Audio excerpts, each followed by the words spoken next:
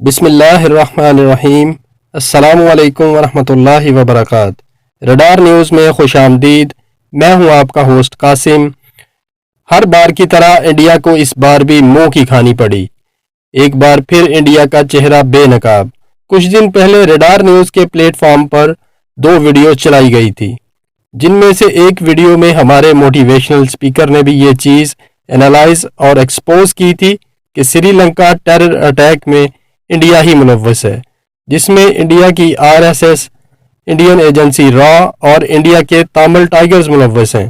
اور دوسری ویڈیو جس میں رڈار نیوز نے آپ کو واضح طور پر دکھایا تھا کہ انڈین میڈیا اور انڈیا کی ایجنسیز نے فیک اور ایڈٹ کی ہوئی تصویریں دنیا کے سامنے پیش کر کے سری لنکا واقعے کو مسلمانوں کے ساتھ جوڑنے کی ناکام کوشش کی، جس میں انڈیا الحمدللہ ناکام رہا۔ الحمدللہ آج ہم نے جو قوم کو حقیقت بتائی تھی وہ سچ ثابت ہو گئی۔ دونوں ویڈیوز کے لنکس آپ کو ڈسکرپشن میں مل جائیں گے۔